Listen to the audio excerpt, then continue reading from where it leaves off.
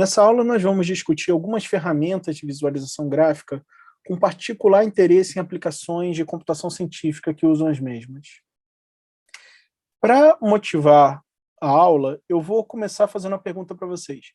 Eu vou colocar aqui uma função, a função cosseno, e pergunto a vocês como é que é o gráfico dessa função.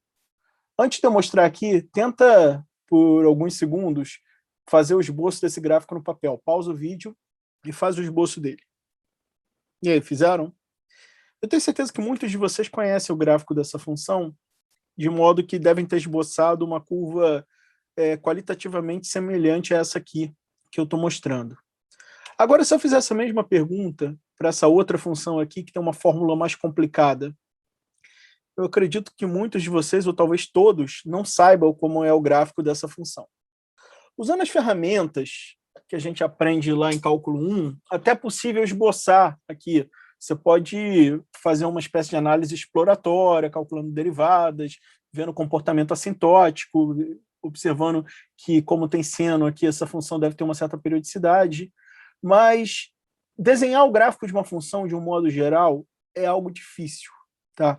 É algo que não é trivial e, para a imensa maioria das funções, você não sabe de cabeça o gráfico e, mesmo munido dessas ferramentas de cálculo, pode ser uma tarefa desafiadora.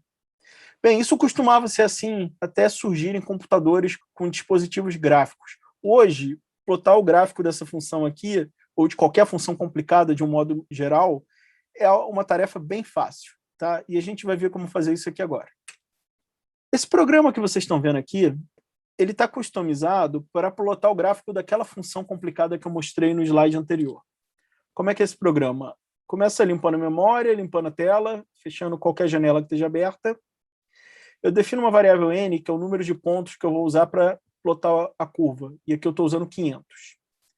Eu vou definir um limite inferior para a variável x e um limite superior. Por que eu preciso dessas informações aqui?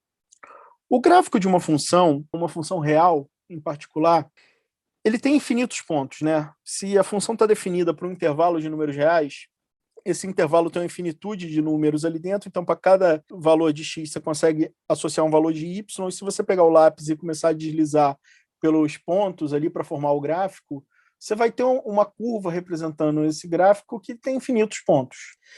É óbvio que não dá para plotar infinitos pontos na tela do computador, então você tem que escolher uma quantidade finita, porém densa o suficiente, para que esses pontos finitos deem uma boa noção de como é o gráfico.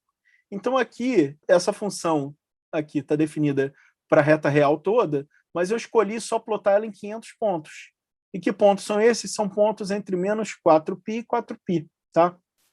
Para gerar esse conjunto de pontos onde eu vou plotar o gráfico da função em x, eu vou usar o comando linspace, que eu passo o valor mínimo, o valor máximo e o número de pontos, e esse linspace ele vai gerar o quê? O primeiro ponto vai estar em xmin. O ponto seguinte vai estar um pouquinho depois um pouquinho depois, até que o último vai estar em x máximo. Tá? E ele vai usar o quê? Ele vai usar 500 pontos para ir de x mínimo até x máximo. Tendo esses pontos aqui guardados no vetor x, eu vou agora gerar um vetor y que contém os valores da função. Tá? E eu vou avaliar essa função em cada um desses pontos que está guardado no vetor x. O Octave me permite fazer isso de maneira muito fácil. Tá? É só colocar a fórmula daquela função aqui. Como eu vou querer aplicar essa fórmula em cada ponto do vetor x, eu tenho que ter cuidado de usar aqui, antes do quadrado, o ponto elevado ao quadrado, e antes da multiplicação aqui, um ponto vezes. Tá? A gente já viu isso na aula básica de Octave. Esse aqui é um produto de Hadamard, né? Eu vou multiplicar esses dois vetores componente a componente. E aqui é uma espécie de generalização dessa ideia, daquele produto de Hadamard, para operações mais complexas, tipo potenciação. Quando eu faço ponto expoente 2, eu estou dizendo que eu vou aplicar o quadrado a cada um dos elementos desse vetor x. Se vocês fizerem isso, vocês vão ter uma série de dados para x e outra para y. E aí a gente pode dar um plot XY que vai gerar o gráfico. Se vocês executarem esse programa, vocês vão ter uma figura tipo essa daqui. Agora, eu pergunto a vocês como é que a gente pode melhorar essa figura. E eu botei melhorar entre aspas, porque isso pode ser um pouco subjetivo aqui. O que eu quero dizer por melhorar? Essa figura que a gente está vendo na tela aqui está razoavelmente legível, mas tem certos elementos visuais nela que podem ser melhorados para tornar a figura mais atrativa do ponto de vista visual e mais clara do ponto de vista de transmissão de informações. O que, por exemplo? Eu posso aumentar a fonte dos eixos aqui para que você consiga ler com mais facilidade. Eu, por exemplo, não estou usando óculos enquanto estou gravando essa aula, estou tendo dificuldade de ver esses números, tá? Então, talvez, se eles fossem maiores, eu não tivesse essa dificuldade. E para ressaltar um pouco mais a curva, eu posso fazer o traçado dela um pouco mais grosso. Como que eu faço essas coisas que eu falei? Olha, aqui tem um programa essencialmente o mesmo, eu só coloquei uma instrução aqui para fazer o traçado da linha mais grosso, eu coloquei instruções para nomear os eixos coordenados como x e y, porque eu não tinha uma informação sobre os eixos no slide anterior, e estou aumentando a fonte para 18. E fazendo isso, você vê que, olha, a gente tem essencialmente a mesma figura, mas com os aspectos gráficos ressaltados um pouco. Essa figura aqui, na minha opinião, pelo menos, ela é mais atrativa, ela é mais fácil de ler que a anterior.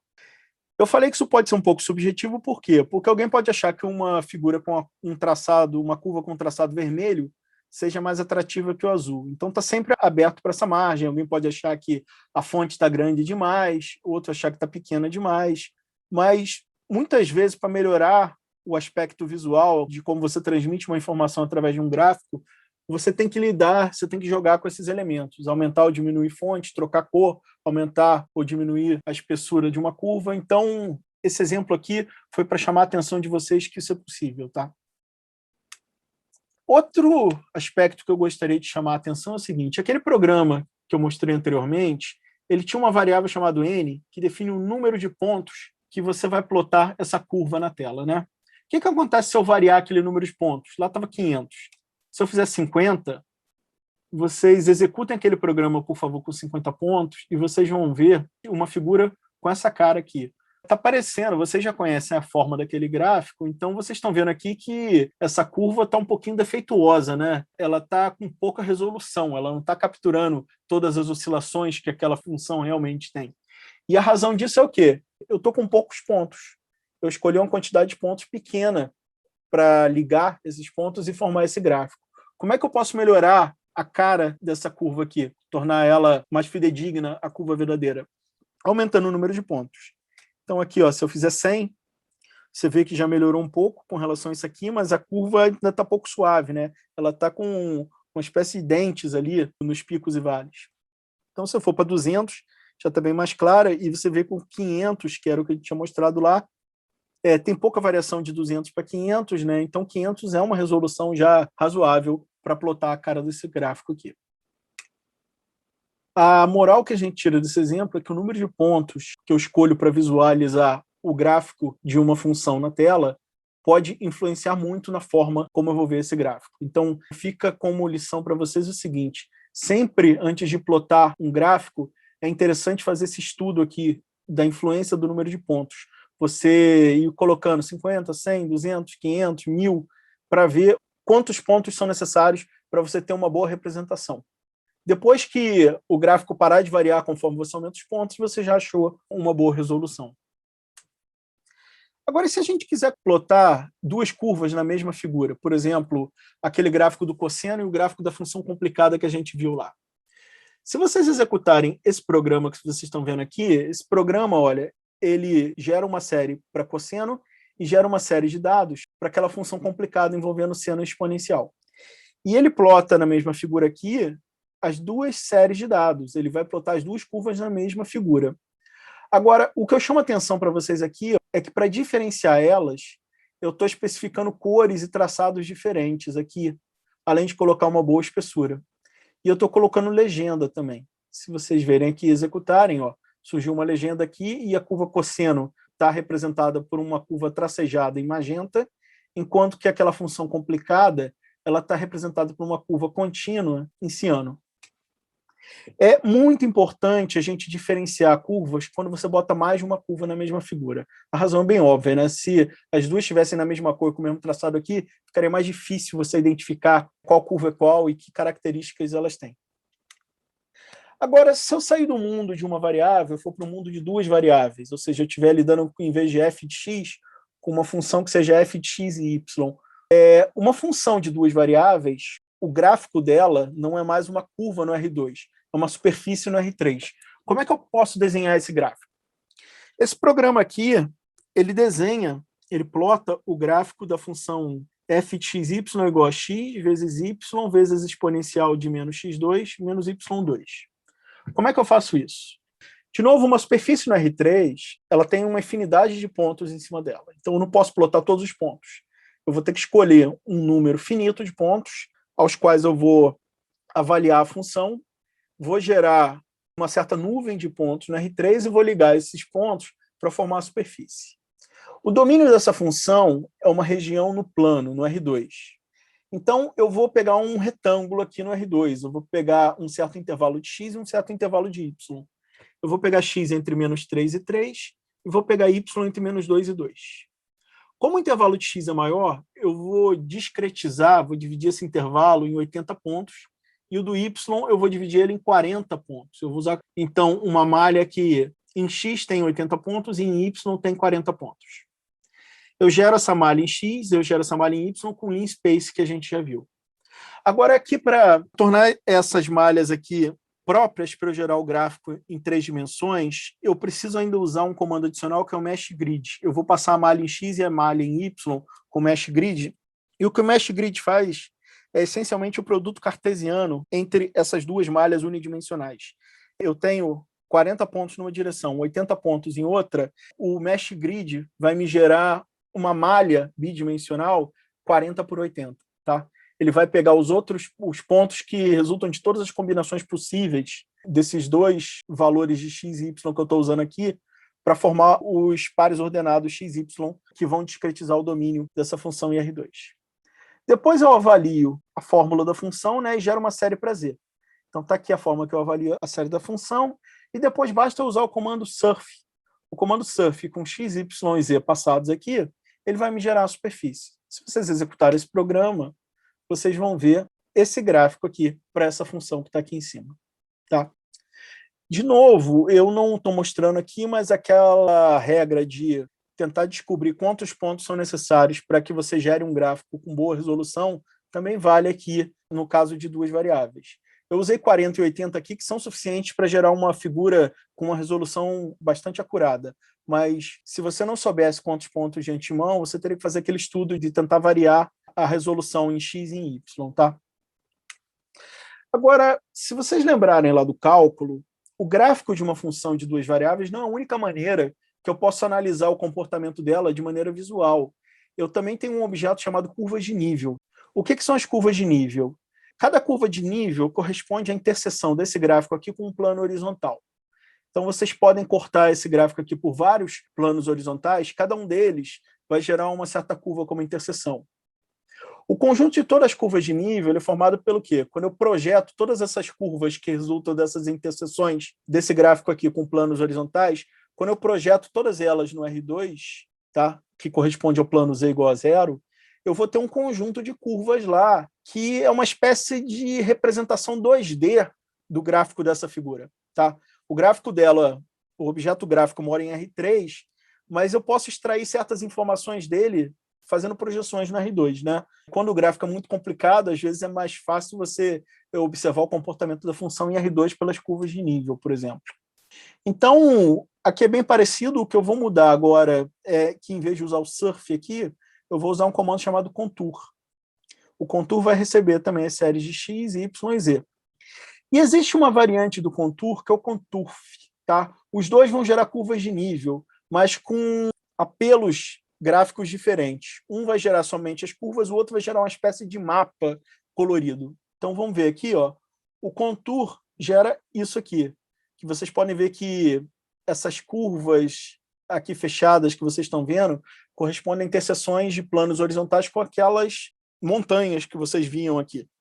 Tá? Você vê que aqui para azul, onde o valor da função é negativo, o morrinho tem uma cara azul. Né? Aqui onde ele é positivo, ele tem uma cara amarela. Se vocês olharem aqui, ó, essas curvas fechadas aqui têm um tom de azul e essas aqui em amarelo. Se vocês voltarem aqui, isso corresponde ao tom de azul e o tom de amarelo que vocês têm nessas montanhas aqui, dependendo do valor de Z. Né?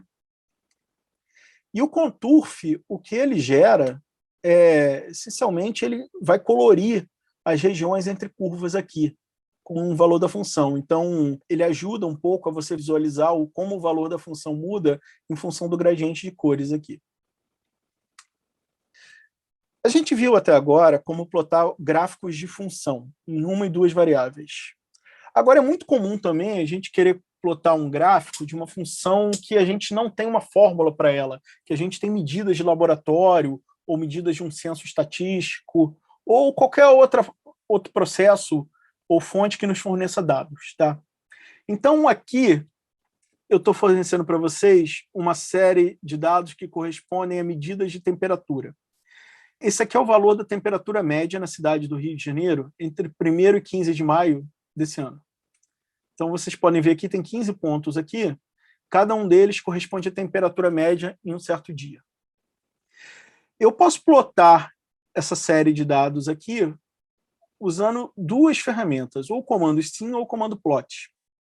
O comando stim, ele é próprio para plotar séries discretas de dados, séries contáveis de dados, e o que ele vai fazer é uma barra vertical com um pontinho em cima. Tá?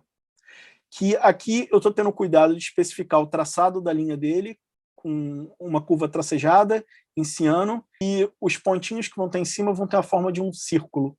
E eu estou escolhendo a cor dessa face, desse círculo, como vermelha, e o contorno desse símbolo em círculo vai ser azul. Aqui no comando plot, é o plot que a gente já viu, só que eu só estou colocando uma série de dados aqui. Quando você colocar só uma série de dados, ele vai interpretar que o eixo X é de 1 até o número de pontos que tem nessa série aqui. Tá? E o resto é o que vocês já viram, para formatar os rótulos dos eixos, o tamanho da fonte. Agora, aqui na figura 2, eu também tive cuidado de colocar um segundo plot, que é, além de plotar os dados dessa série aqui como círculos vermelhos, eu vou colocar uma linhazinha tracejada ciano, ligando os círculos para mostrar a tendência. E esse title aqui, o que ele vai dar é um título. Como isso aqui são dados da cidade do Rio de Janeiro, eu estou passando essa informação no título, já que ela não está contida nos rótulos dos eixos coordenados.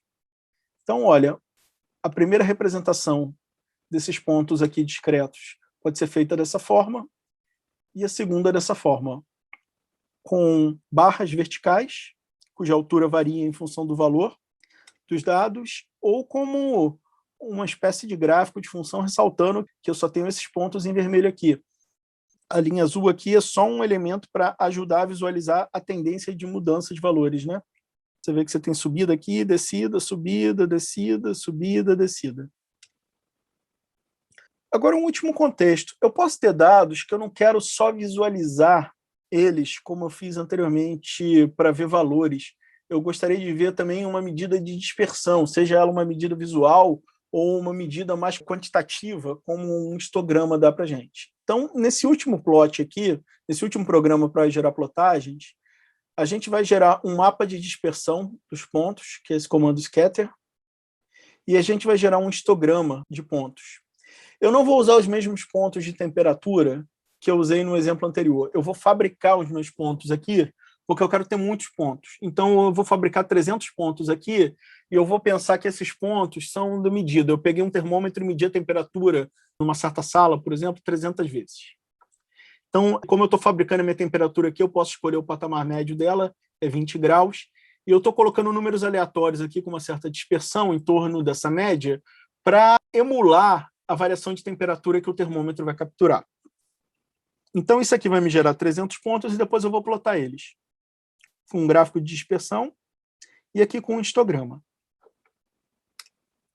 Aqui está o mapa de dispersão, olha. Se você olhar aqui esse diagrama de dispersão, aqui em X, cada valor de X corresponde a uma medida diferente. Você tem 300 medidas. E aqui no eixo Y você tem a temperatura. Vocês estão vendo que isso aqui mostra a dispersão. E para ajudar a visualização, eu estou mostrando a média aqui, o patamar médio aqui. Você consegue ver com esse gráfico aqui como a temperatura está distribuída em torno da média, né? E o histograma, o que ele vai fazer é um diagrama com barras verticais aqui, que vai mostrar a frequência com que cada temperatura ocorre. Para gerar um histograma, a gente pega um certo intervalo de temperatura aqui e divide isso em urnas, né? Cada barrinha dessa aqui corresponde a uma urna. Então, essa primeira urna aqui é desse valor aqui um pouco menor do que 15 até um valor um pouquinho maior que 15, né? Essa aqui vai descer um pouquinho maior que 15 até um pouquinho mais, e assim por diante. Depois você pega cada um desses pontos dispersos aqui e conta quantos desses caíram dentro dessa urna, quantos caíram dentro dessa, quantos caíram dentro dessa, e esse valor de quantos caíram em cada urna é exatamente essa frequência que vocês veem aqui no eixo vertical. Tá? Então, um histograma é uma ferramenta muito poderosa para visualizar a dispersão de dados, e é muito usado em estatística. Vocês estão vendo que aqui é muito fácil gerar ele no Octave, né? Então é isso, pessoal. A gente fecha essa aula. Então, se você gostou, pode curtir o vídeo, pode compartilhar ele à vontade, pode seguir a gente nas nossas redes sociais, e eu vejo vocês na próxima aula. Até!